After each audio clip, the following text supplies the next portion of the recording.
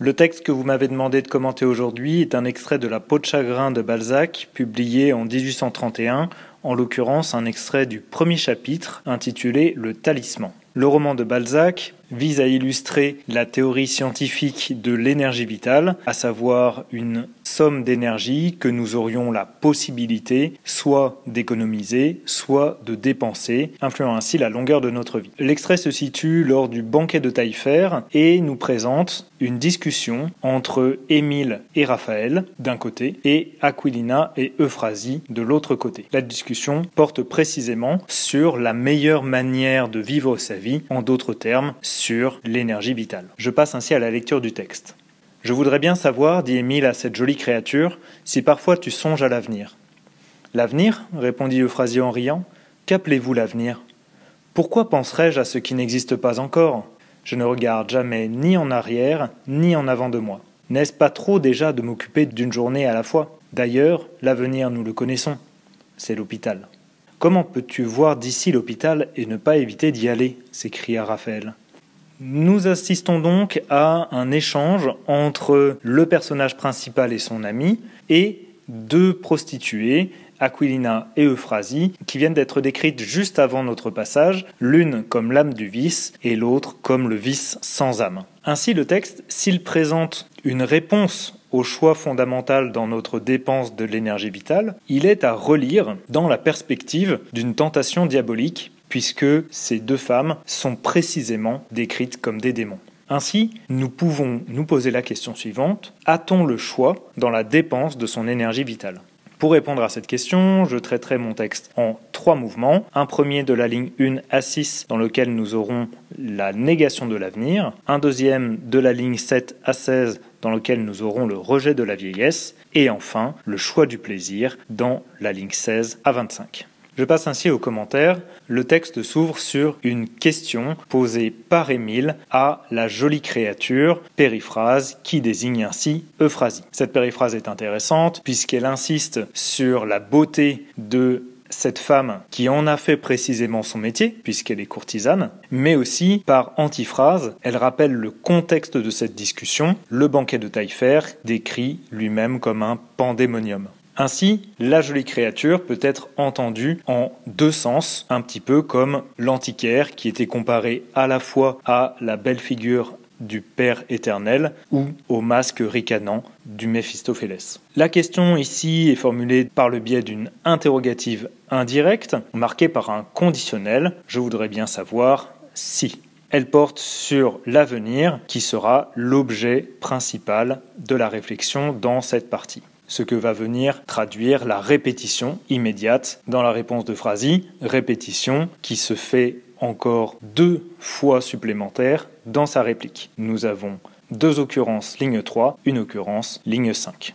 La répétition immédiate, l'avenir, qui fonctionne apparemment comme une concaténation, peut être élucidée de manière plus générale comme un chiasme relativement complexe, puisque si l'on regarde précisément la construction de l'interrogative indirecte et la construction de la réponse, nous avons un complément circonstanciel, parfois un sujet, tu, un verbe, songe, et le nom commun, l'avenir, et la réponse se constitue du nom commun, l'avenir, du verbe, du sujet et du complément circonstanciel en riant. Ainsi, on aurait un miroir parfait, un chiasme, qui va illustrer l'enfermement dans lequel se tient Émile, le piège que lui tend Euphrasie, un piège diabolique puisqu'elle répond en riant, là encore une caractéristique diabolique. On peut penser à Baudelaire notamment, qui le définit ainsi. Plutôt qu'une réponse, Euphrasie va déployer un discours rhétorique basé sur des questions. Nous en avons 3 successives. À travers la périphrase, ce qui n'existe pas encore, nous pouvons voir ici une référence à la philosophie stoïcienne qui va rattacher le personnage d'Euphrasie, ou en tout cas son discours, au discours précédent de l'antiquaire qui lui aussi faisait référence à cette philosophie antique à travers l'idée d'ataraxie qu'il sous-entendait dans sa philosophie de vie. Il est intéressant de noter aussi l'omniprésence de la négation. Je ne regarde jamais ni en arrière ni en avant. et le passage par ailleurs d'un verbe à l'affirmatif, penserais-je, à un verbe nier, n'est-ce pas déjà trop? Cet usage massif de la négation pourrait rappeler, là encore, le Méphistophélès de Faust, qui se définit lui-même comme l'esprit qui toujours nie, dessinant ainsi plus précisément le caractère diabolique du personnage d'Euphrasie. La réponse finale, l'avenir c'est l'hôpital, va induire un rapport d'égalité entre l'un et l'autre. L'hôpital ici désigne l'endroit dans lequel doivent se réfugier les nécessiteux pour pouvoir survivre. C'est un endroit dans lequel on peut être soigné certes, mais surtout où on est isolé du monde afin de ne pas le corrompre. Mais plus intéressant, l'incise, nous le connaissons, va amener dans cette réponse l'idée d'un destin, dans le sens où il y a cette annonce certaine de ce qu'il adviendra du personnage. Je passe ainsi à ma partie 2, qui s'ouvre par la réaction épidermique de Raphaël face à cette définition péremptoire, l'avenir c'est l'hôpital, et on va avoir la même structure de répétition qu'il y avait eu par rapport au mot avenir, cette fois-ci sur le mot hôpital, dont nous voyons la répétition ici, ligne 6, ligne 7, ligne 8. Il est intéressant de voir le passage de l'interrogative indirecte, ligne 1, à l'interrogative directe, ligne 7, qui montre finalement l'urgence de la question et l'importance qu'a cette réponse pour le personnage principal. Par ailleurs, il est intéressant de noter en termes sémantiques une référence religieuse à la notion de péché, puisque le péché, comme le disait saint Augustin, qui était lui-même déjà une référence dans le discours de l'Antiquaire, c'est bien de persévérer dans la faute, c'est bien ce qui est noté ici. On sait que l'on doit aller à l'hôpital, et pourtant on y va volontairement. Errare humanum est, perseverare diabolicum. C'est cette fois-ci la deuxième prostituée qui répond, Aquilina, et on voit le champ lexical de la peur avec l'effrayant et l'adjectif terrible qui est accolé à son nom. Aquilina est bel et bien du côté de ce qui effraie, la rattachant par là même à la caractéristique diabolique qui qualifiait Euphrasie, ainsi qu'à la notion de destin, puisque la terreur qu'elle inspire est effectivement un sentiment tragique. Dans sa réponse, elle va déployer un système d'opposition entre la pauvreté d'un côté et la richesse de l'autre, mais ce système d'opposition, qui pourrait donner l'illusion d'un choix, en fait va se résoudre dans une absence de choix. Y a-t-il donc là tant de différences avec cette conjonction de coordination à valeur consécutive, donc, et cette interronégative, abolissant ainsi, de fait, toute opposition. Le choix est illusoire. Cette illusion du choix va aussi se marquer stylistiquement, puisque lorsque l'on identifie les éléments caractéristiques de la pauvreté, à savoir le mouchoir à coin rouge et bleu, balayer les rues avec du boulot, nous chauffer à descendre dans un pot de terre rouge ou assister au spectacle de la grève d'un côté, et les éléments caractéristiques de la richesse, sous des dentelles, balayer les marches des Tuileries avec des satins, être assise à des foyers dorés et aller à l'opéra, on se rend compte qu'il y a d'abord une structure en parallélisme, puis deux structures en chiasme, encastrées les unes dans les autres. Une première structure en chiasme, pauvreté, richesse, richesse, pauvreté, et une deuxième structure en chiasme, richesse, pauvreté, pauvreté, richesse. Ainsi, on a à la fois cette figure du chiasme qui va venir répéter le chiasme initial, assimilant de fait Aquilina et Euphrasie dans leur rhétorique manipulatoire, mais aussi qui va mettre à égalité et donc de fait rejeter, là encore, le choix comme une illusion. La parenté d'idées ainsi que la parenté rhétorique va être validée par Euphrasie elle-même, qui place ce raisonnement du côté de la raison. Et cette raison va être déployée. D'une part, Aquilina sous-entendait que la vieillesse était forcément négative. D'autre part, Euphrasie va venir accentuer les bénéfices de la jeunesse, assimilant de fait celle-ci au luxe, et donc, dans la théorie de l'énergie vitale, à la dépense de son énergie, par la négation exceptive. Tout ce qui plaît ne va bien qu'à la jeunesse. Un seul élément pourrait venir contredire cela, le temps, mais comme l'avenir a été aboli dans un premier mouvement, eh bien, le temps ne peut plus avoir raison, ce qui est marqué par le conditionnel et la conjonction de coordination à valeur adversative qui va venir valoriser contre ce temps le bonheur, le plaisir du présent. La vieillesse étant ainsi rejetée dans un avenir qui n'existe pas, seul le présent existe, validant de fait le seul choix possible qui est celui de la dépense excessive de son énergie vitale. Je passe ainsi à la troisième partie qui démarre là encore par une interruption des auditeurs. Simplement, cette interruption n'est cette fois-ci pas directe mais indirecte. Le premier mouvement s'ouvrait par une réplique d'Émile, le deuxième mouvement s'ouvrait par une réplique de Raphaël. Ici, l'interruption est sous-entendue dans le discours même de Phrasy. Vous riez de ce que je dis en lançant un sourire venimeux aux deux amis. À travers l'adjectif venimeux, qui n'est pas vénéneux, on peut reconnaître, là encore, une référence au serpent qui accentue toujours l'aspect diabolique du personnage. La conjonction adversative, mais, va venir s'opposer au rire,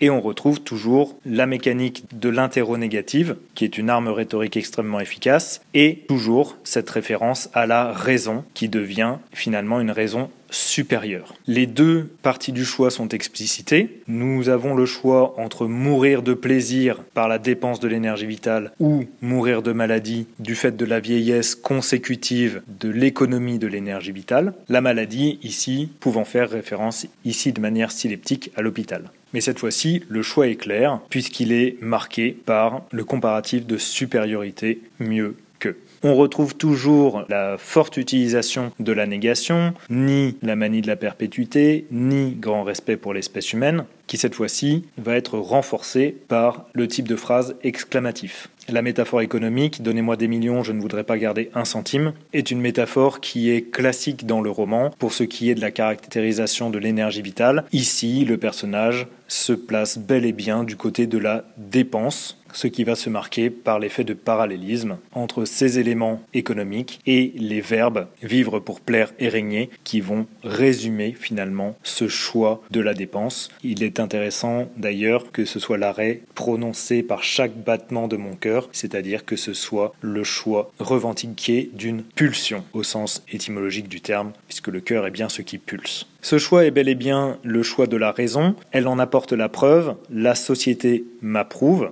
preuves qui vont se formuler là encore par un système d'à nouveau 3 questions rhétoriques. Donc on a vraiment un effet de clôture par rapport à la première partie. La référence aux dissipations peut annoncer le système dissipationnel qui sera prôné par Rastignac. Par cet effet d'annonce, cela viendrait là encore modéliser dans une certaine mesure un destin et donc du coup une nécessité qui abolirait le choix. La deuxième question fait le lien directement entre la métaphore économique, la rente, la dépense avec l'idée de dépense de son énergie vitale. La référence à l'hôpital est ici intégrée à une interrogation qui insiste sur la vacuité de cette ambition. Par ailleurs, placée entre la référence au bon Dieu repris par le pronom personnel « il », cette troisième question va fonctionner comme une accusation paradoxale de blasphème et le texte se clôt sur un choix délibéré du mal puisqu'il s'agit ici d'un faux parallélisme. Il ne nous a pas mis entre le bien et le mal pour choisir ce qui nous blesse ou nous ennuie. On aurait envie de croire que le bien est ce qui nous blesse et le mal est ce qui nous ennuie, mais en réalité, les deux propositions subordonnées relatives ne concernent que le bien, le mal étant rappelé par le verbe final « m'amuser ». Cette dernière phrase fonctionne ainsi comme un sophisme, soulignant le caractère manipulateur de la rhétorique des deux démons.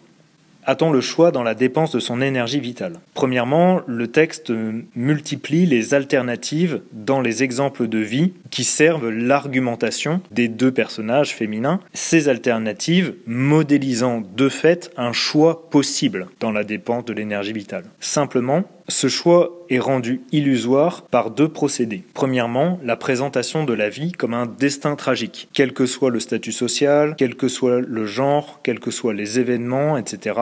La vie n'est finalement présentée que comme une dégénérescence qui mènerait de la jeunesse à la vieillesse, de la beauté à la laideur, et du coup la dépense énergétique deviendrait le choix de la raison. Mieux vaut vivre intensément et mourir jeune, plutôt qu'économiser son énergie et souffrir la déchéance de l'âge. En réalité, ici, il s'agit presque d'un anti-pari de Pascal, dans le sens où les deux personnages pèsent le pour et le contre, mais font finalement le choix du mal. Deuxième élément qui va venir abolir ce choix, et bien précisément, c'est la présentation de la meilleure alternative possible qui annule de fait la validité du choix. Un véritable choix ne concerne en réalité que des éléments équivalents. Ici, si l'un des deux éléments est parfaitement supérieur à l'autre, le choix est de fait aboli. En ce sens, ce passage constitue une image inversée du discours de l'antiquaire, puisque ce dernier présentait l'économie de l'énergie vitale comme le meilleur des choix possibles, mais la rhétorique est la même. Et en fait de rhétorique, ce sera le dernier élément, le fonctionnement de ce discours relève d'une rhétorique diabolique de tentation. Ce que l'on voit notamment avec l'omniprésence de la négation, les chiasmes qui vont venir modéliser l'enfermement, le fait que le piège se referme sur les personnages. Ce choix qui était illusoire et qui de fait était annulé, eh bien cette annulation devient elle-même illusoire à son tour, puisqu'intégrée à une rhétorique démoniaque. En réalité, ce qui est important dans le roman, c'est moins le choix de la dépense de son énergie vitale que la théorie de l'énergie en elle-même, en tant qu'elle soit fondée sur un libre arbitre fondamental. En ce sens, il y a une véritable leçon de morale dans La peau de chagrin qui s'oppose à l'immoralité des différents personnages qui tentent de promouvoir un choix meilleur que les autres.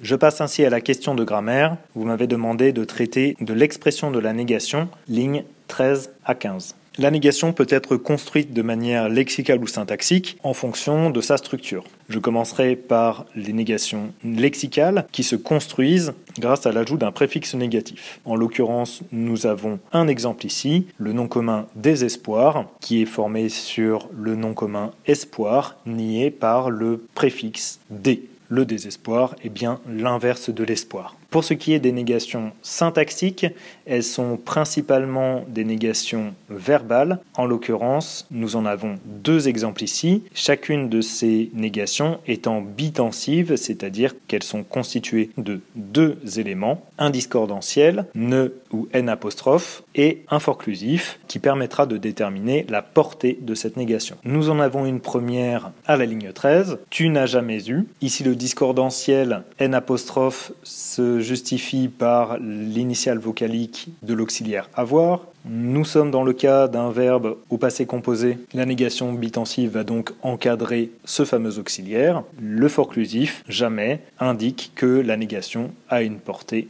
partielle.